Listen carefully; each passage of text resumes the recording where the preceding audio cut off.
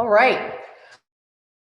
We are going to talk about creating the perfect bird-friendly habitat. Last week, JT talked about all the different birds that we have in the area.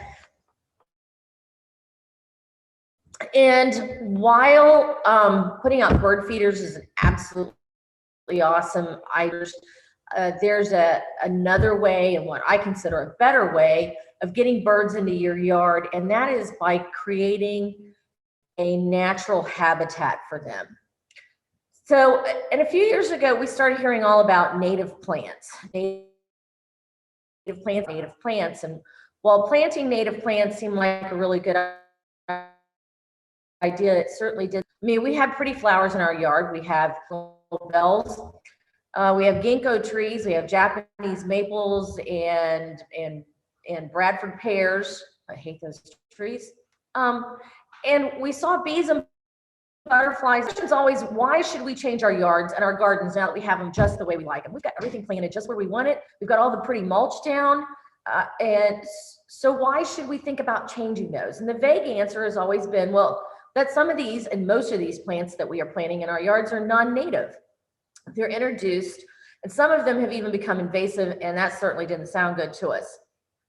But it really started to get the bird lovers' attention whenever they started talking about the fact that non-native species couldn't, or wouldn't support our native birds.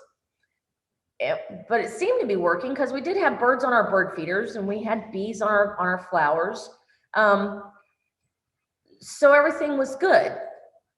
And then who were these people who were telling us all these things? Was it just a bunch of tree huggers and a bunch of dirt worshipers? And then, how come I'm not moving? Don't worry, it's still working. Over here? Your blind spots. No, my screen isn't. There we go.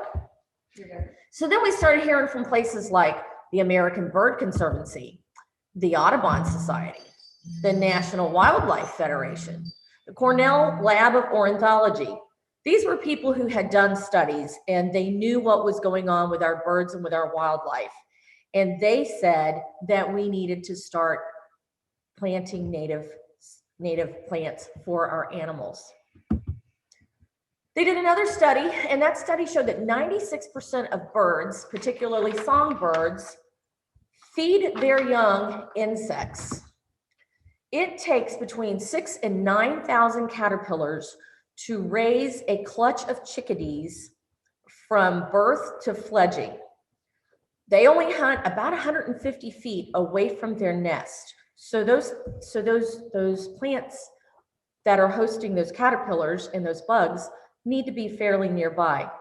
They also found out that 80 to 90% of a hummingbird's diet is insects. And we think that really just putting out all those little nectar feeders are the best thing for them, but they actually get more of their nutrition from insects. Birds also eat worms and grubs. They eat seeds and grasses and other plants.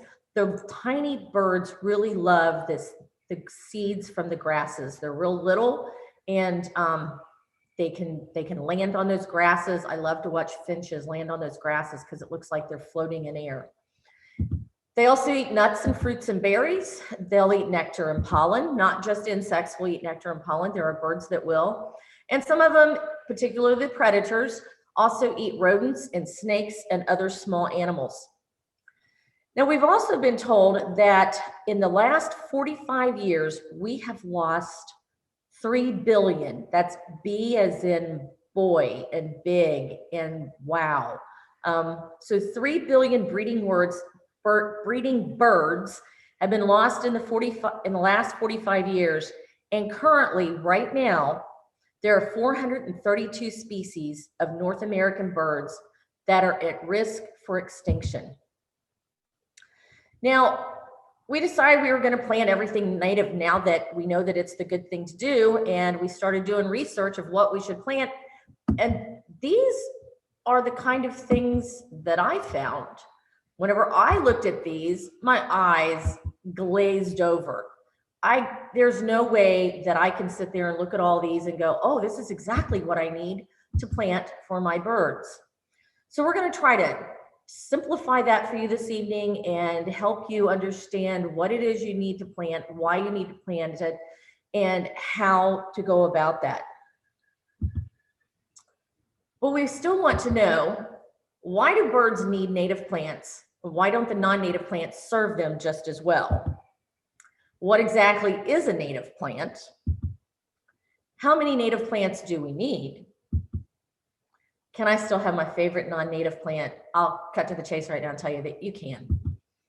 How do you choose from the hundreds of native species of plants that we have, and which plants are the best plants? Because if we're going to do this, we want to get the best bang for our buck. I started reading this really good book who was written by Susan Sorenson, and it's called Planting Native to Attract Bees to Your Yard. It's one of the best books that I've read. Almost all of this presentation has come out of that book or two of Doug Tallamy books. And the Sorenson book actually has tables and graphs. And if you want to see these birds plant these plants.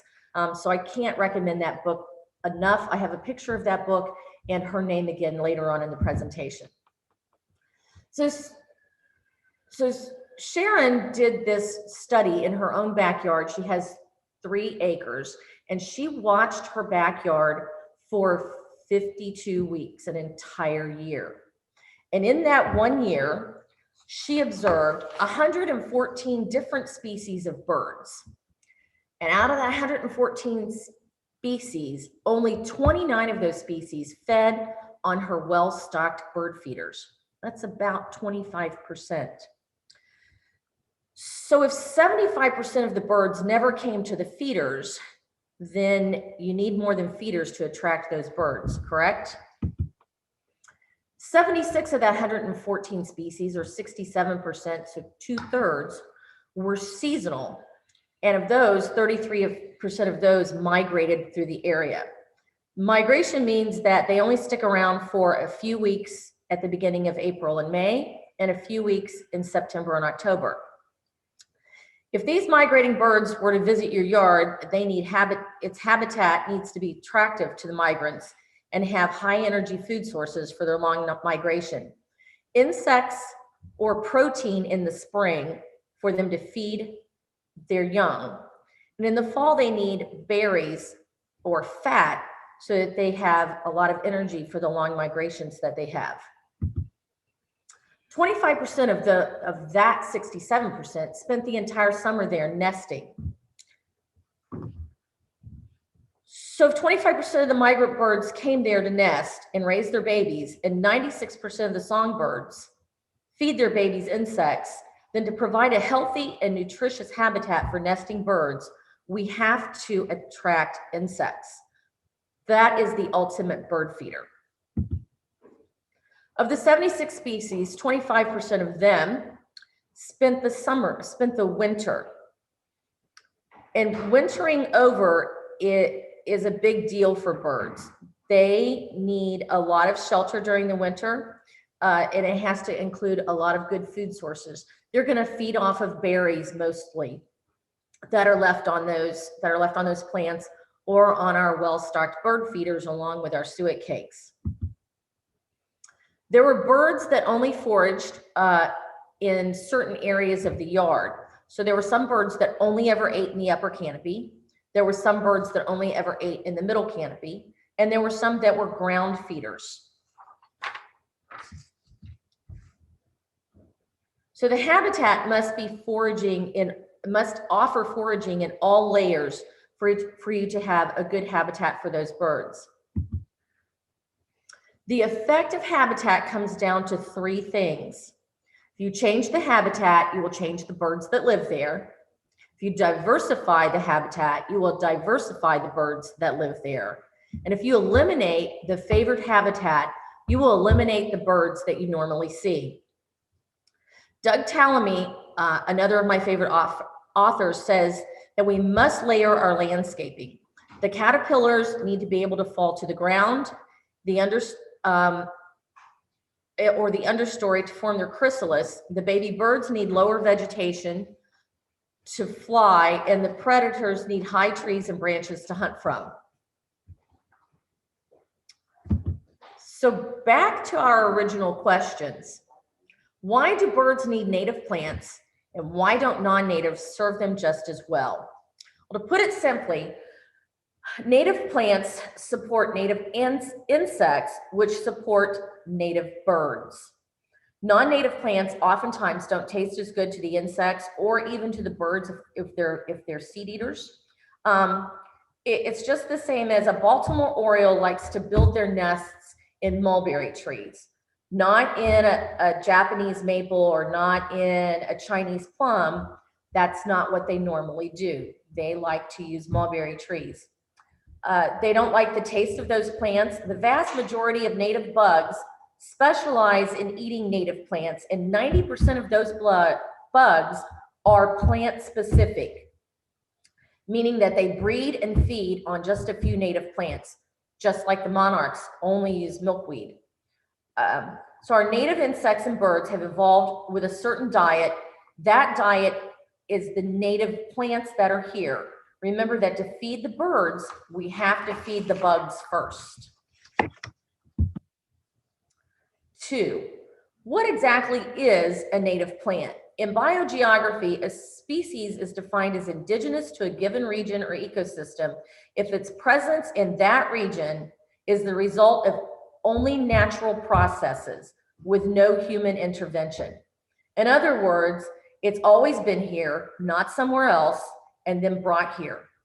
Conversely, a non-native plant is a plant that was brought to a habitat where it did not originate. Non-natives are also plants that have been cultivated or hybridized from native plants, such as a red coneflower, plants that have been created that are shorter than the regular species, things that we have altered to become what we want to see. Plants that have double blooms are oftentimes considered sterile. We sacrifice those, the plant, my brain just went blank. The plant structures that allow those plants to replicate. And because of that, there's no seed, there's no fruit, okay? The energy sources that are used to produce those things that is now used to produce those double blooms. And like I said, sometimes those plants are sterile and can't reproduce. How many native plants do we need? Well, Doug Tallamy says, if we gardeners can convert half of our lawn to produce native plant communities, even moderate success would restore some semblance of ecosystem function to 20 million acres, which is bigger than the combined areas of, this is a really cool list. This is combined area of Yellowstone, the Everglades, Yosemite, Grand Teton, Canyonlands, Mount Rainier, North Cascades, Badlands, Olympic National Park, Sequoia, Grand Canyon, Denali, and the Great Smoky Mountains. Read that again, if we gardeners convert half of our lawns to native plant communities, we can create an area as big as 20 million acres that is bigger than all of those acres combined, or all of those areas combined. He calls it a homegrown national park. He's created a website for it. I have that website there. It'll also be listed on our resource area after this presentation is complete. You can go on that website and you can register your own little piece of that homegrown national park. I think that's really cool. I think it's a simple goal that a lot of us can look at and wrap our head around. Lots of times whenever we look at this problem of decreased habitat as a whole, it's particularly if you look at it globally, you get completely overwhelmed. And if you can look at your own backyard and say, wow, if I could add this many plants, I can make a difference. So I think this is a really cool grassroots effort that he's come up with. Can I still have my favorite non-natives? Absolutely, but in moderation, or in my world, as few as will possibly make you happy and serve your native community. Maybe choose one variety. If you absolutely love hostas, then make that your one non-native that you really like. Put it someplace that's prominent, someplace that you're going to see it all the time, someplace that's going to bring you joy, because that's going to be your only non-native. At least I hope so. One suggestion that I've heard is that as much as 30% of your garden can be non-native. That doesn't say should be, but can be. Remember that planting native species is a lot easier than planting the non-natives. They don't need any special soil. They don't need extra water. They don't need fertilizer. They normally don't need trimmed for any reason, unless you're trimming them to keep them in a size that you want in your garden. And then think of all the extra time that you're going to have to enjoy the birds and the wildlife in your yard, and how much money you're going to save.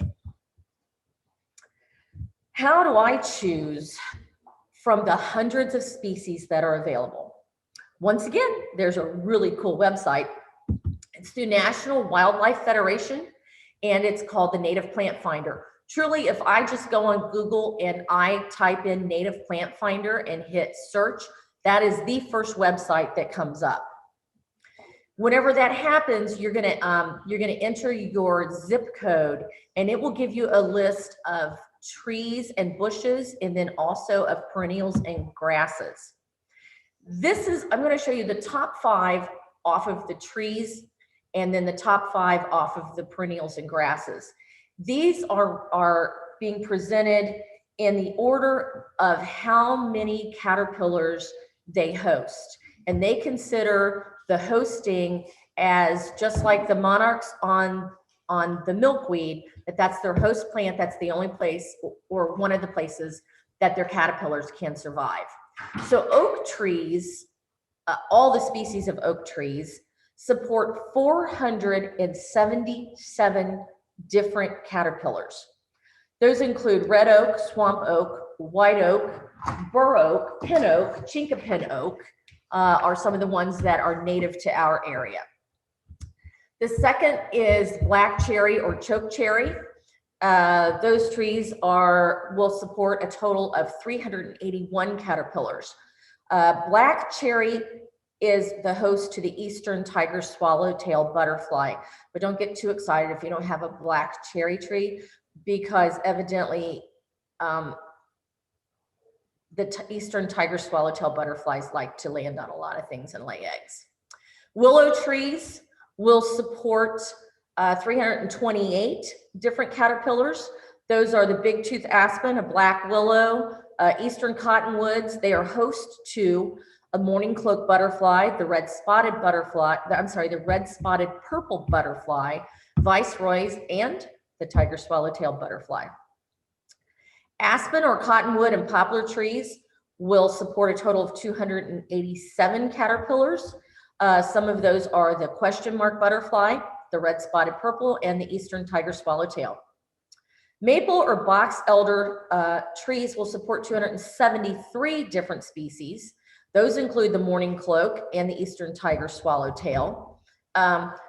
These are the top 5 of a long list. Some of the other trees that were mentioned were birch trees, blueberries, maple trees, hickory trees, crab apples that are native to your area, elm trees, alders, basswoods, also known as lindens, hawthorns, which also make a lot of berries that attract birds in addition to supporting the caterpillars, blackberries, spruce trees, fir trees, ash trees, not that there are very many of those left, viburnum, which actually have a lot of berries on them as well. Many of these are host plants for the butterflies and moths, which attract the birds to eat their caterpillars, as well as they supply berries. Flowers and grasses, once again, these are the top 5.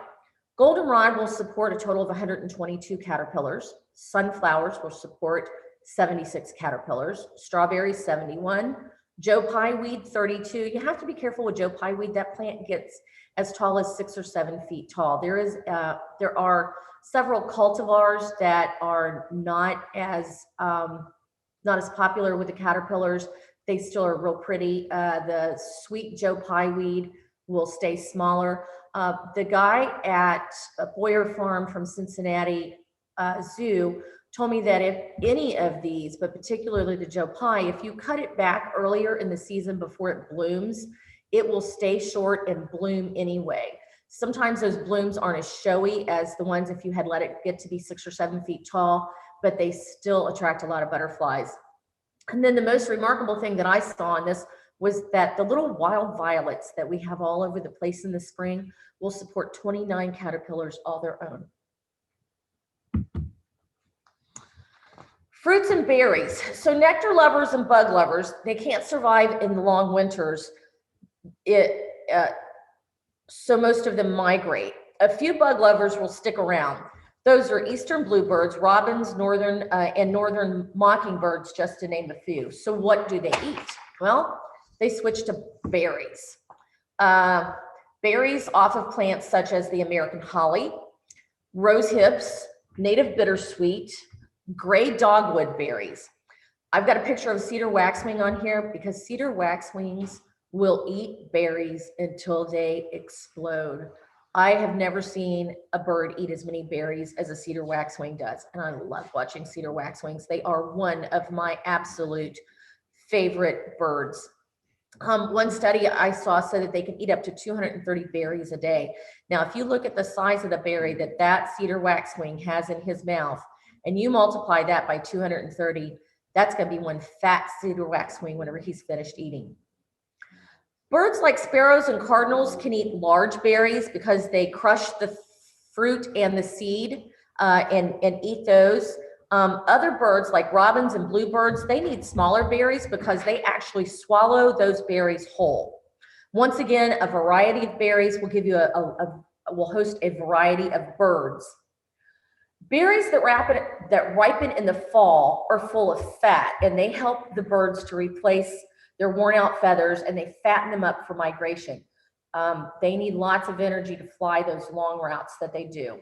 Berries that ripen in the late spring and the early summer are full of protein and carbs that promote growth for the fledglings. So whenever they're not feeding them insects and they start to feed them berries, or they do feed them berries, you want those berries to have the right sort of proteins and carbs for those little birds to grow with. Nourishing berries can be found on viburnums, on dogwoods, on the American hollies, on choke cherries, spice bush, which is also the host plant for the spice bush swallowtail, absolutely beautiful. Spice bush is also called benzoin, and for any of you healthcare workers out there, we all know what benzoin smells like. It's one of my favorite smells. Common winterberry, red cedar, and Virginia creeper all have very good berries on them. Some birds will gorge themselves on the non-native Amur honeysuckle and autumn olive berries, and while they eat them, they are very low in protein, they are very low in fat. It's like giving your kids 4 bags of Doritos and thinking that they're going to get any nutrition from them. So while they will eat them, they're not necessarily healthy for them. We want to provide shelter for the birds. Birds are always on the lookout for shelter. They need shelter 24/7. They need it at night. They need it during bad weather. They need it during the winter, and especially while they're eating and drinking and sitting at those bird baths. Whenever they're eating and drinking, that's some of the most vulnerable time because they truly aren't paying attention to where the predators are around them. So most authorities suggest that feeders and bird baths be within 20 feet of shelter, and shelter is defined as a dense vegetation. Typically, birds find shelter in shrubs, trees, bramble patches, patches of tall grass, anything dense enough for them to hide in. At night, every bird needs a shelter because there are nighttime predators. Owls love to snag songbirds right off of their perches while they're sleeping. Other nocturnal predators that will get a late night snack are raccoons, possums, any of those things that are out there looking for a meal in the middle of the night. Winter's best shelter is a nice thick evergreen. Sometimes those evergreens will have some berries on them as well, like the red cedar. So it not only, you know, is it good shelter, they also have a food source there. Offering dense vegetation in your yard means that birds are going to feel safe there and they're going to stick around. Once again, shelter needs to be multi-layered. Your habitat needs to have vegetation all the way from the ground up. The understory blends into the mid-story, the mid-story blends into the upper story. Your water sources need to be safe zones with quick escape routes. So your bird baths, you need to try not to have a lot of dense vegetation under them. And I know it's really appealing to have a stand of flowers under there and your bird bath sitting in the middle of it. But we have a lot of feral cats in our neighborhood and they love to hide down behind those plants and try to go after the birds whenever they're on the bird baths. So try to keep that vegetation down under the bird baths and keep those bird baths within 20 feet of shelter areas for your birds. Does my native garden need to look ratty? We get a really bad rap because people think that just because we say native, that it's going to look like a rat's nest and they're going to be tall and they're going to be hanging over and they're going to be all bushy. The answer is absolutely not. These are two pictures that I stole off of the internet. I will tell you right now. But these gardens do not look ratty to me whatsoever. You can still have very nice edged paths. You can add your mulch in between. Lots of times we like those plants to grow close to each other because it really keeps the weeds down. But if you really love mulch, then you know there's still ways to do that.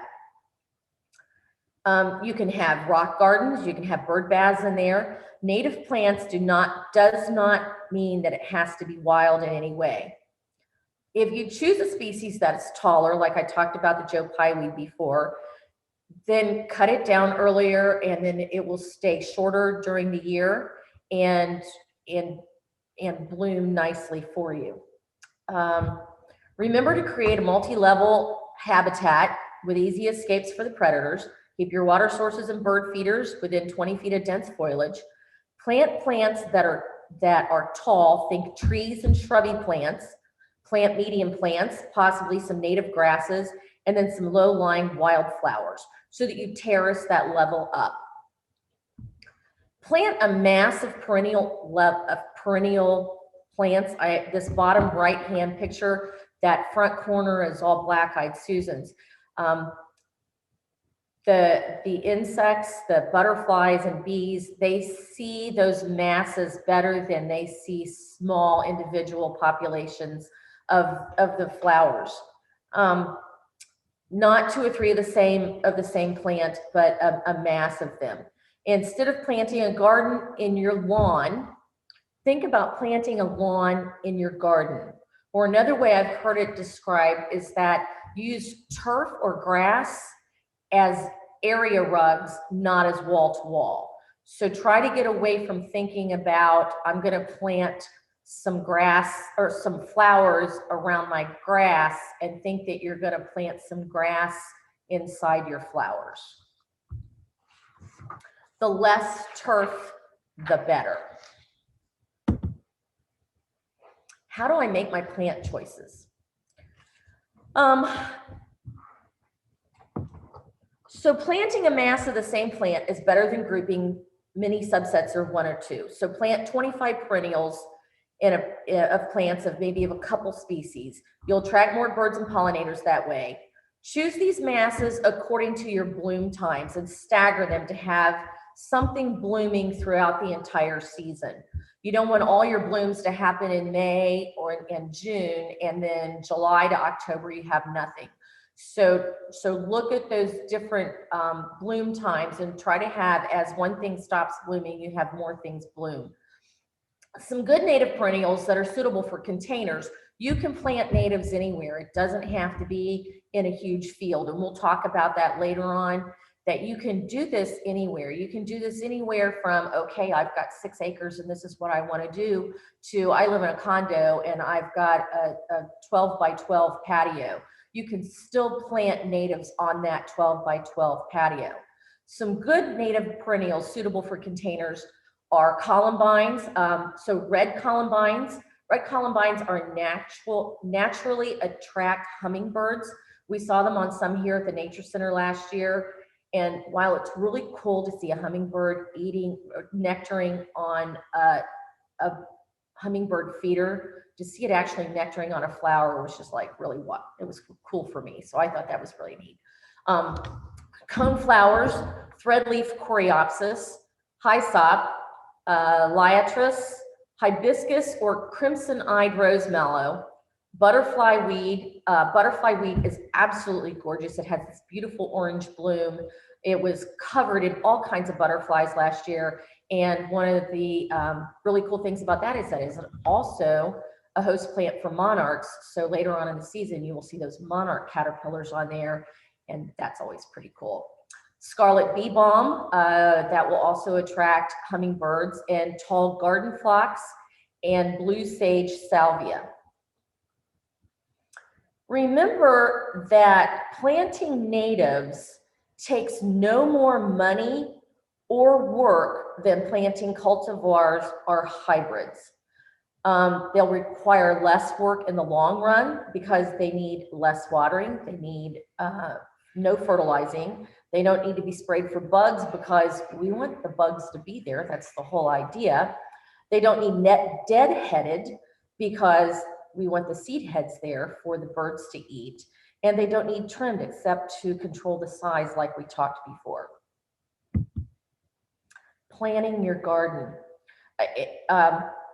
Like I said before, almost all of this presentation I took out of this Planting Natives to Attract Birds to Your Yard by Sharon Sorenson, and this plan is in there word for word. I can't say enough about that book. All right, so first you're going to take inventory of your garden, and you're going to make a diagram. You want to outline your property boundaries. Sketch the footprint of your house, your patio, your driveway, any and all permanent structures, places where you are not going to ever have, or unless you do some major renovation, you're never going to have plants. Graph the tree canopy diameters, including your neighbor's trees that are along your boundary lines. That's going to help you figure out where your shade spots are. 4, mark locations and space that's taken up by shrubs. So once you get your trees marked, then mark where you have your shrubbery. Sketch all your other plants in, your vines, your perennials, your brambles, your oriental grasses. Sketch in there everything that you have and try to do it to scale, so because you're going to use this map to help you decide what and where you're going to plant the rest, your new natives, whenever you start planting. Designate any other landscape elements that you want to include. So if you want trellises, if you want fences, if you want sculptures or fountains or any other water features, go ahead and put those on your map. So whenever you're planning your garden, you know that that's where you want them and you're not going to be planting anything there. Identify the location of utilities, both overhead and underground, and remember to call before you dig. And I cannot stress this enough. We just bought a property. It's on 1.5 acres here in the city of Hamilton, and it was totally overgrown with a lot of honeysuckle. And my husband and I have been ripping that honeysuckle out, literally tying it to the bumper of the truck and just yanking it out. And then our neighbor had a gas line issue, and they came out, and it turned out that his gas line is actually on our property, which would probably be okay, except for the fact that whenever they exposed it, it was 6 inches under the dirt. And I can't tell you how many honeysuckles that we literally ripped out, that if one of those roots had caught that gas line, bad things would have happened. So call before you dig, have somebody come out and make sure that you know where those utilities are. Determine any right-of-ways that adjoin to your property. That will come in really handy, because if you do all this beautiful landscaping and you've spent all this money and all this time and all this work putting that on something that's a right-of-way that the city's going to come out and say, yeah, you can't plant there, that's really disheartening. So know where those right-of-ways are that adjoin your property. Analyze your assets. There are 20 different questions that are way too boring for me to put on a PowerPoint slide. I'm going to whiz through them, and then there will be a PDF that's on the website that Lynn will put up. These are very important questions. They're very useful questions because you're going to look at this list of questions down the road here, and you're going to decide what you still need to plant. So begin your analysis with the bare spaces on your graph. That's where you know that you're going to need things. The bare spaces is probably lawn, and lawn is a liability. You have to water it, you have to fertilize it, you have to mow it. So let's get rid of as much of that as possible. If you're still in love with grass, let's try to get rid of at least half of it. For birds, lawn is a barren wasteland. It has no food, and it also has no shelter. Some of the most dangerous places for birds to fly across is just right in the middle of a great big grassy yard, because there's no place for them to go should a predator swoop down for them. You don't have to do all of this at once. You can do this in stages over a few years. Once again, we have a saying in Boy Scouts of how do you eat an elephant? One bite at a time. So don't try to solve your entire landscaping vision in 1 year. So let's look at those questions, all right? So oak trees are the absolute keystone of all plants for supporting caterpillars and insects. So you want to look at, do you have oak trees? If you do, what kind do you have, or do your neighbors have any that are near you? Then you're going to look at what kinds of deciduous trees you or your neighbors have. What kinds of evergreens do you or your neighbors have? I know I'm going really fast, but these will be on a PDF for you. Do any of the trees offer winter shelter? If so, which ones? You need to know that. Do any of the trees produce nectar? Which ones and when? So we talked about not having all of your resources happen at one time. You want to stagger those out so that these birds have food sources throughout the year. Do any of the trees produce seeds, berries, or fruit that are suitable for birds? If so, which ones and when? Which shrubs or tall understory do you or your neighbors have? Do any of those shrubs or understory provide shelter, especially winter shelter? Which ones? Do the shrubs or tall understory produce nectar? Which ones and when? Do they support bugs in any way? Do any of the shrubs or tall understory produce seeds or berries? Which ones or when? What kind of vines are on your property? Not all vines are bad. For a long time I thought they were, but apparently they're not. Grapevines are good. Virginia creeper is good. Do they provide shelter, especially winter shelter? Do they provide nectar? Which ones and when? Seeds and berries or fruit? Which ones and when? What herbaceous perennials do you have?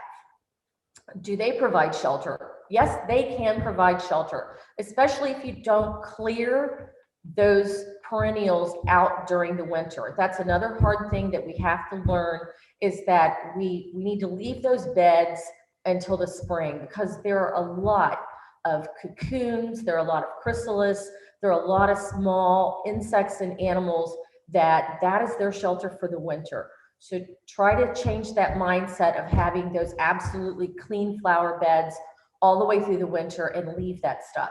So do those herbaceous perennials provide shelter? Do they produce nectar? Which ones and when? Do they produce seeds, berries, or fruit? Which ones or when? And do you have any clumps of native grasses that produce seed? Those small birds, particularly some of the sparrows and the finches, love to eat those native grass seeds. To help with identification of some of these plants, there are a ton of resources out there.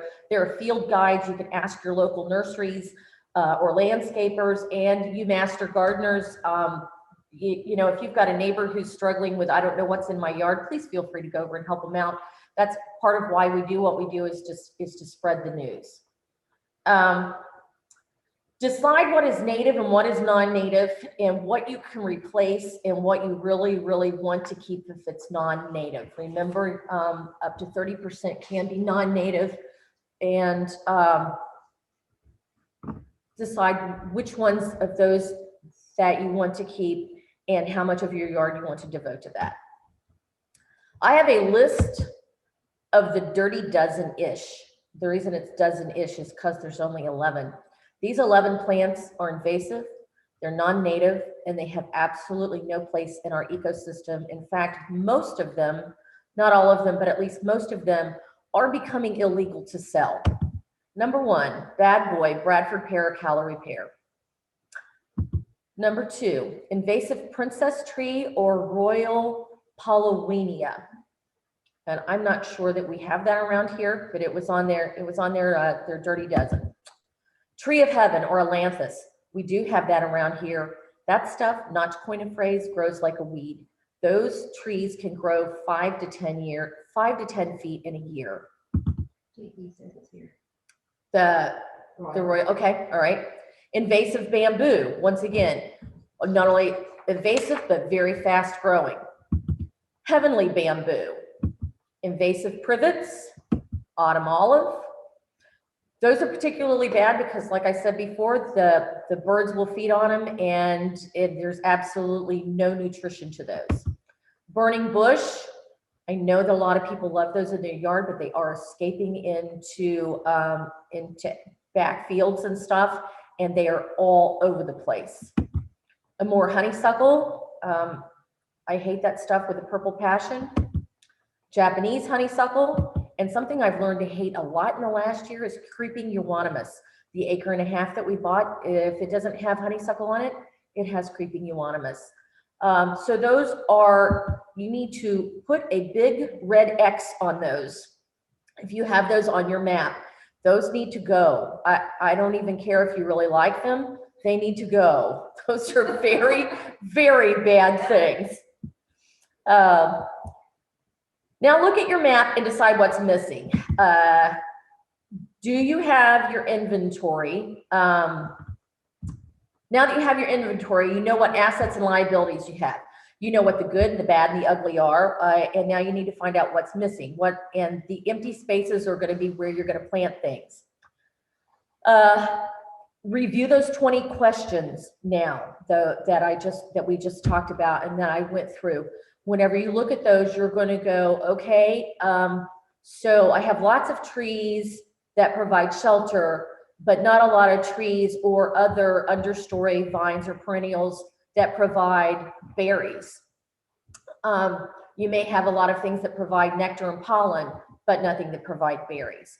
So look and see, do you need bug sources? Do you need trees? Do you need understory perennials or grasses? Are there food sources for all seasons? You know, they aren't like, you know, they aren't all snowbirds like grandma and grandpa. They don't all go to Florida. Some of them stay here. And do the birds need more winter shelter? Winter shelter is one of those things that if you have all deciduous trees and they lose all of that, they have no place to winter over. Now you're going to look at where to plant. So determine the orientation of your garden. Are you facing west? Are you facing north or south? What parts of your garden are actually the sunny parts? What part have shade? Actually go out and observe those garden areas for several hours at a time. Do they get 4 hours of sun? Do they get 6 hours of sun? Because whenever you start looking at buying some of these plants, that's what it's going to say. Well, it needs 6 hours of sun. Well, I know I get sun over there, but I have no idea how much. So where are your shaded areas? Where are your sunny areas? And determine your soil type. Is it sandy? Is it loamy? Is it clay? Does it drain well? Does it hold water? That's also going to help determine what you plant where. Obviously, if you've got a low spot in your yard and it tends to stay wet all the time, if you buy a plant that says needs to be a well-drained soil, that's not where you want to plant it.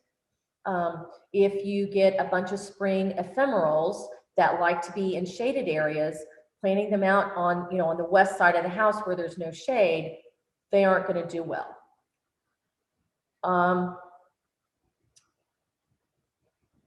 All of this is going to help you to determine what to buy and where to plant it.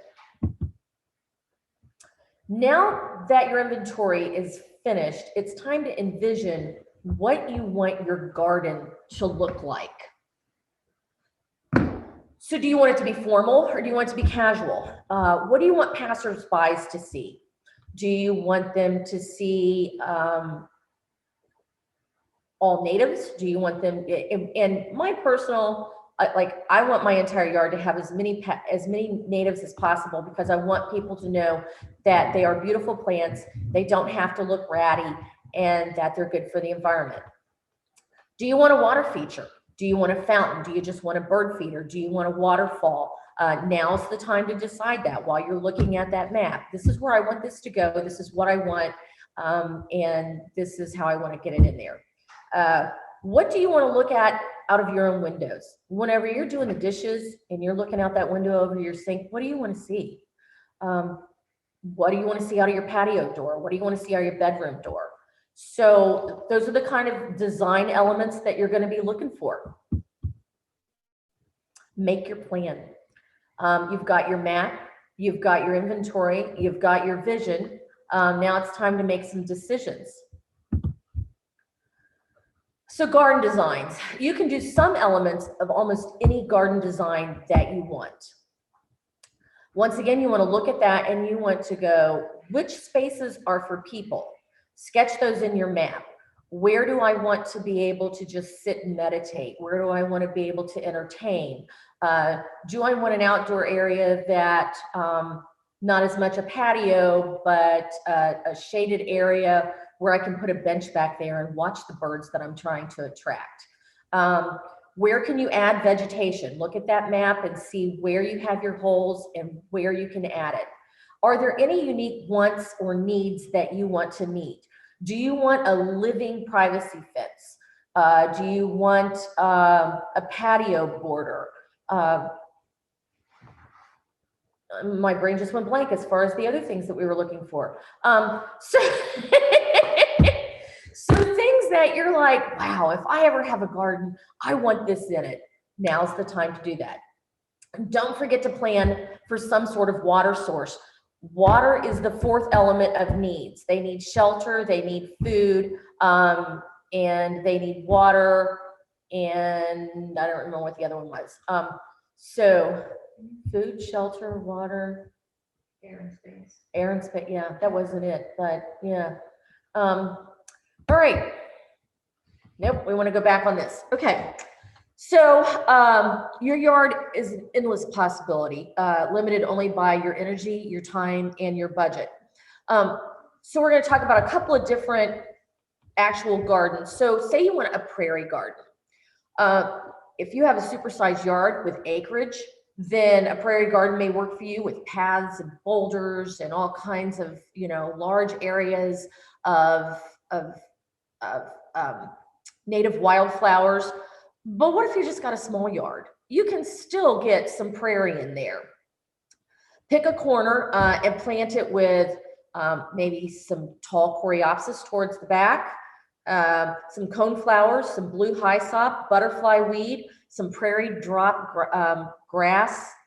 seed grass. It's not endangered, but it's threatened in the state of Ohio. We have some here at the Nature Center, and oh my gosh, it looks like feathers in the wind. It is so fine. It's just the cutest little grass, and the finches absolutely love those seeds.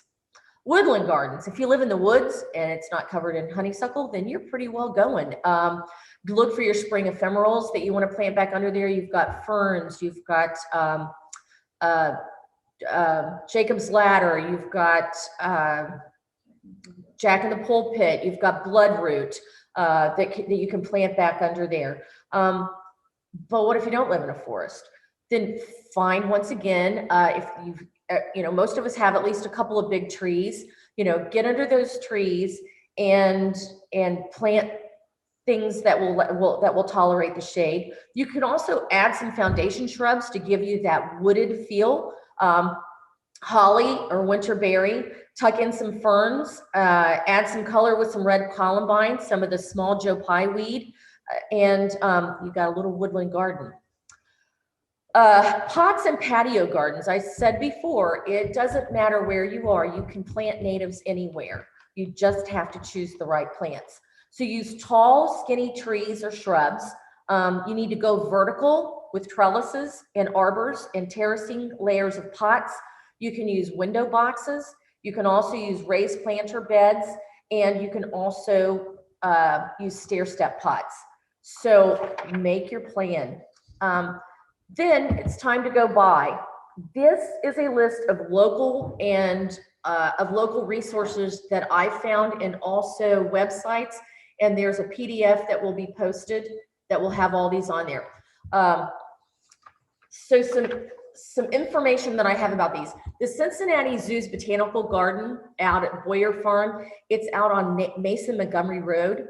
Right now, they are still operating under pandemic guidelines. So you have to make an appointment. You go to the Cincinnati Zoo's website and you actually sign up as if you're going to like one of their trainings or something. It's an event. They're free to go to. The slots are for 30 minutes. Staff is kind of limited because of the pandemic, but I've been out there several times and I find that they are very knowledgeable and they're very willing to help. There are no public restrooms at that farm. Be sure you wear your mask and maintain social distancing. The native plants that are there are the ones that are found throughout Boyer Farm. They'll all be for sale. And right now they're only accepting credit cards. On their reservations opened up yesterday. Their first sale is April 24th. And then it looks like they have at least 2 a month all the way through October. Indigenous Landscapes is a place here in Cincinnati. I have not been able to find an address for them. I have reached out to them and they have not answered my questions, but there is a phone number, and it's my understanding that they have a large inventory. They have a Facebook page, and the stuff that's on there, it absolutely looks beautiful.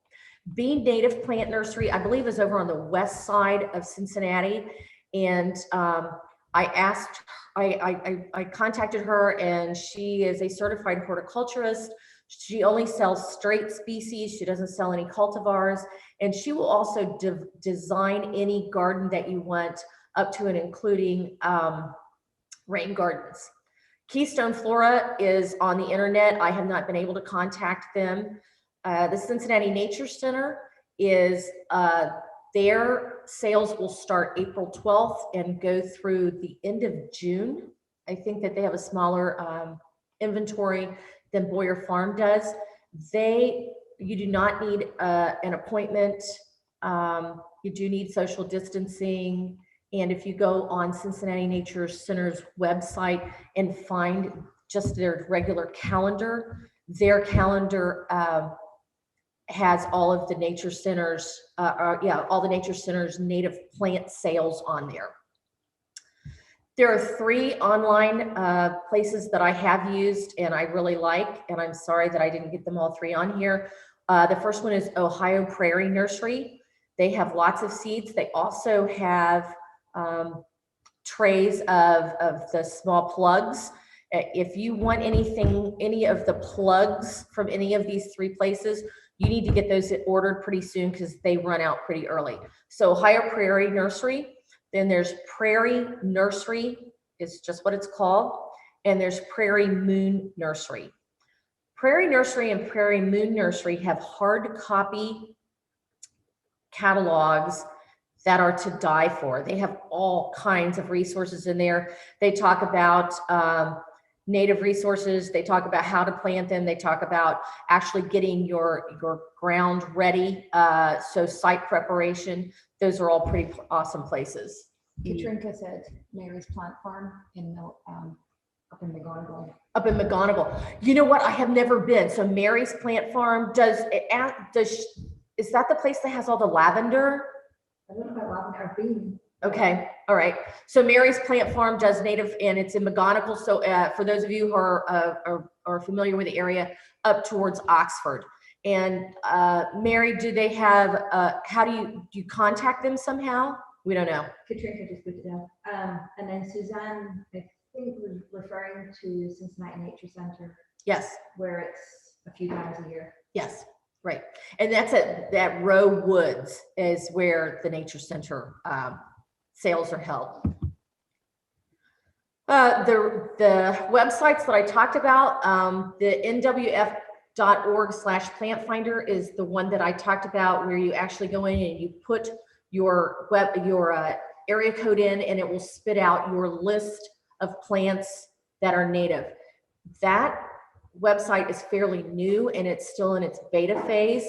And some of the information that's on there I double checked everything today. So be sure and Google those plants that are on there. If it sounds like something where you go, I've never heard of that, I don't think it's native here, please do some research into that. There was a beach plum, BEACH, that was listed as one of the top trees that supported caterpillars, and it only grows on the East Coast. It does not grow here. So be sure, until they get that website up a little bit longer and have validated everything, double check the information you get off of there.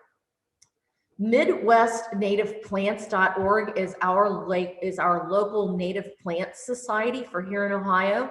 They have a Facebook page and are a wealth of information. And then that last website that I have listed there is the homegrownnationalpark.org. That's the one that Doug Tallamy is part of, and is the grassroots effort to get that 20 million acres of native plantings here in the United States. I believe, no, wait, hang on.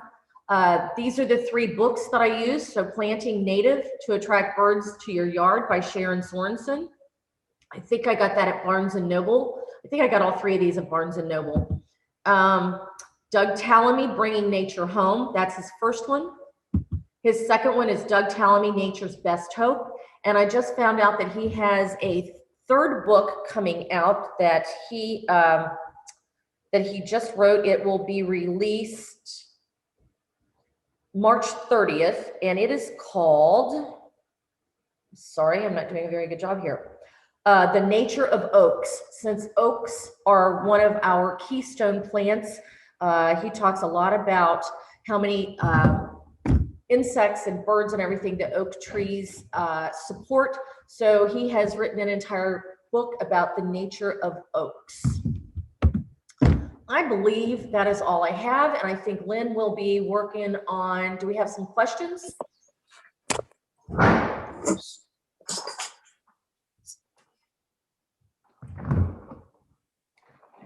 Put it screen share at the top. You what? Screen share, turn it off at the top. Turn it off.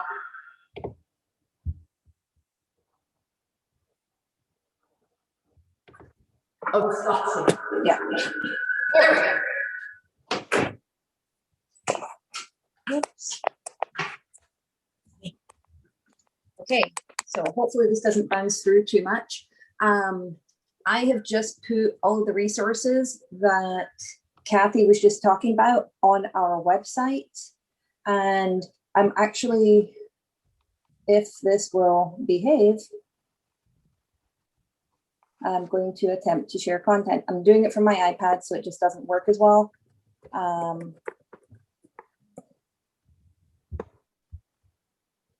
There we go. So hopefully you can see that. So that's the content, the homepage, and I've put all of the resources that Kathy just mentioned right there on the homepage under Winging It. I won't be able to leave the information there long because our homepage is supposed to remain current. So I will put the information in a blog post, and so it'll be available under our blogs in future. I have the recording on there as well, as you can see, from JT speaking last week when he spoke about the common birds of Southwest Ohio. And I will add this presentation from Kathy as well. They're both on our YouTube channel, but I'll have the links on the website.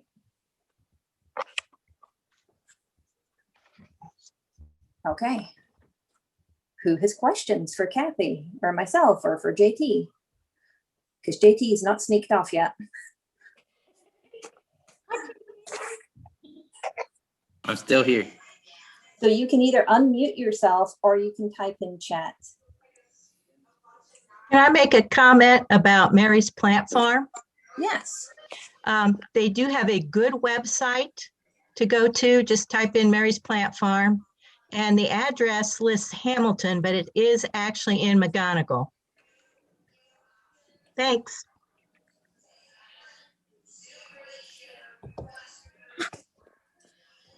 I just.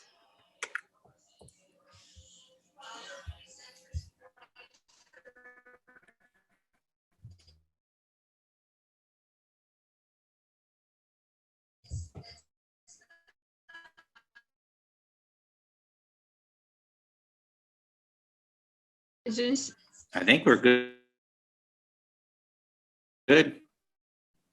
Yeah. And I'm cracking them and I'm like, I better check on that. It's probably not the best thing in the world for her. And sure enough, acorns are one of those bad things for your dogs. So just be careful. There's a couple of those really common plants like acorns and milkweed. So the acorns from the oak tree and milkweed that are not good for your dogs. So if you have dogs too, just make sure you double check the plant list before you go crazy on any particular type. Yes. There's not too many, but there are a couple that are not good.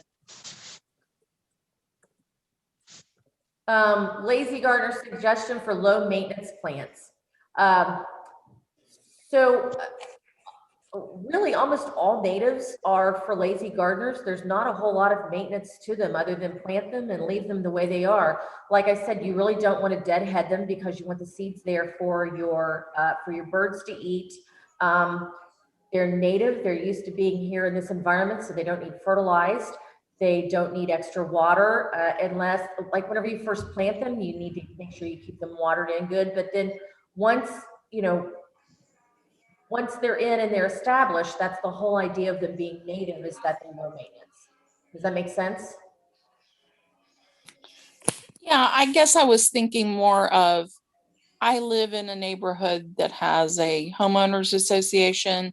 So I probably need to leave the more lazy gardening style to my back of my property so that it doesn't look ratty. Right, absolutely. And we have worked with HOAs in the past and people who live in HOAs. And that's part of that thing where I talked about, they don't have to look ratty. So you can still mulch. Another one of the things, tips that we've offered is that if you, normally people only look 2 or 3 feet into where they are. So once you get that bed established, then come out to another 2 or 3 feet, allow yourself that space, and you can plant some nice annuals and you can mulch it and it looks all nice and structured. And then your natives are kind of behind that. In that situation, you more than likely will have to clean those beds up in the fall as opposed to leaving them alone at least in the front. And these aren't absolute strict rules that you have to adhere by. Whenever I talk, it's normally best practice of, it's really good if you don't clean up those beds, but if you do live in an area, I would much rather, and I think the community of native plant lovers would much rather you go ahead and you have those plants throughout the year as much as you can to provide those nectar sources. And then if you have to clean those plants up in the fall so that your HOA is happy, then please feel free to do that. But you can still have them in small pods. You can still mulch around them and still make them look very attractive and very formal if that's what you want to do. And it really is funny. I've had several presentations where, if you just put that strip in front of them with real pretty annuals and clean, pretty mulch, then that's about as far as they look. And then they don't notice that you have all those natives behind there. Yeah, I tried to leave my coneflower heads on in the front. Yeah. Because the goldfinches do love to come and they do, don't they? Yeah. So I feel really badly because it looks kind of ratty because you got this stalk and all that's on there is a seed head, but that I know that the birds are going to come and eat those seeds. Yeah. Whenever it's snowed, those look really pretty, didn't it? The snow on top. Yeah. So hopefully your neighbors look and they go, oh, that's really pretty. And they forget to look whenever they don't look pretty. I hope that was helpful. Yeah, thanks. Okay. Kat, I wanted to add that I've shopped at Indigenous Landscapes a few times. Oh, good. Wait, it's kind of like the Butler County, the Butler Warren plant sale. Huh? Like if you join their mailing list, they will email you when those sales are coming up, and then you order online. And they have like a north. The last few times they had a north parking lot. I think it was Walmart in Dayton that we met up there, and we picked up our plants. And then they have a more southern Cincinnati parking option. They used to have like a church parking lot that they would bring plants to, and it was kind of a first come first serve, but it was only like twice a year.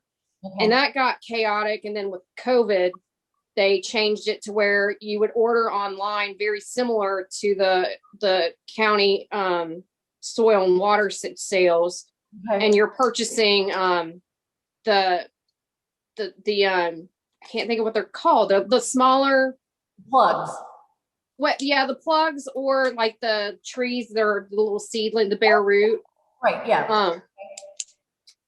So yeah, they're the smaller, the plugs. And they're usually like twice a year.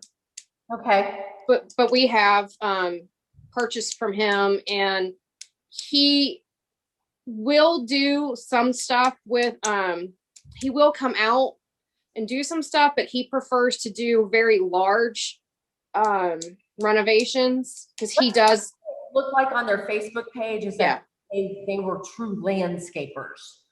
Yes, he'll come out and he'll take out honeysuckle, he'll do all that kind of stuff, but he prefers very large acreage, like big projects to work on, rather, because we talked to him about like our HOA, and he was like, it's not really kind of what I work on. And they do the honeysuckle by hand versus like a lot of landscaping companies that just take a backhoe and Oh yeah.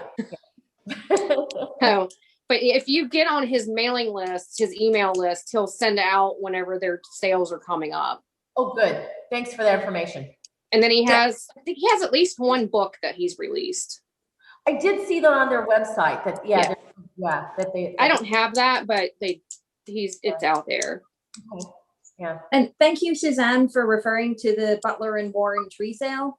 I didn't Yes. bother plugging it myself because it's tree seedlings and shrub seedlings we sell. But we sold out ridiculously quick this year. But we do have a mailing list that goes out for that, like Suzanne mentioned. And if you want to receive emails as soon as the sale starts next year, you can sign up on our website. Same place for signing up for a newsletter and everything else. Or you can email our office and we can add you to that list. And I have bought from Lynn's site too. And we love people that buy from us. You're hard pressed if you haven't got an order in already. I think they've got like maybe 2 trees left and that's it. Yeah, my husband said we're done for a little bit. All right. Oh, ground cover plant recommendations. So wild ginger, wild geranium, Lynn and JT, any other? Clover, white clover. The bees love it. Just Phlox, is that native? I think it is. Phlox? No, the creeping phlox are not. The tall, Those aren't, okay. not the creeping phlox. Not the, okay. The little light purple ones that, those aren't native. and I forgot about the plant we were speaking about yesterday that is taking over down at the river that nobody wants to plant. Clementine. Yes, please, no. Yes, please do not do that one. Don't do that one. Lovely yellow flowers. You will hate it. That should have been the rest of my dozen was lesser clementine. Yeah. All right. Are there any more questions? All right, I have one shameless plug.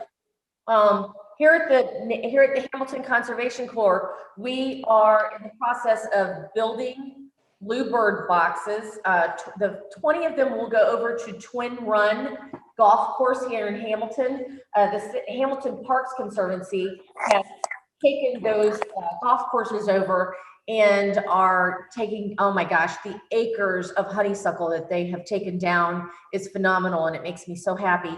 But in the process, they found some bluebird nests and thought that it might be good if we put bluebird boxes up. So we need at least 20 for over there, and then we have several places over here at the Riverside Natural area that needs them. So we are making the kits that you can come and pick up and put together and bring back to us. Or in the near future, we will be selling the kits if you would like to buy one for yourself to build and put at your home. That's my husband's gig, so I don't know how much he's planning on charging for any of those. You can contact me through, we have a Facebook page, which is Hamilton Conservation Corp. Our phone number is on there, our email address is on there, and if you message us on Facebook Messenger, either one of us will get back with you. So if you're interested in helping out with those bluebird boxes, that would be great. We also have a honeysuckle cleanup. Can I plug that, Lynn? On March 20th, it's going to be over here. There's an event on our page, and I know that Lynn, it has been on Butler County Soil and Water's page, and it is March 20th, and it's from 9 a.m. to noon, and we will be killing honeysuckle, which is one of my favorite things to do. JT, if you're still here, have you got anything to add? Nope, Yeah, you must have. nope. Good program. Thanks everyone for coming out. Yes, thank everybody. If you have any questions, feel free to, get on our Facebook page and ask questions, and I'll do my best to answer them. For those of you who are part of HOAs, if you ever want us to come out and speak to one of your HOAs to try to enlighten them a little bit on what planting natives means, we are more than willing to do that. Any place that we can spread the word of planting natives and helping the habitat, we love to go and speak. So thank you everybody for coming out tonight. And if there's any topic that anyone would like to see in future, you can contact myself, Lynn, from Butler Soil and Water, JT from Ohio State University Extension, or Kathy from the Hamilton Conservation Corp, and let us know about topics that you may be interested in the future. Thank you, everyone. Thanks, everybody. Have a good evening. Bye.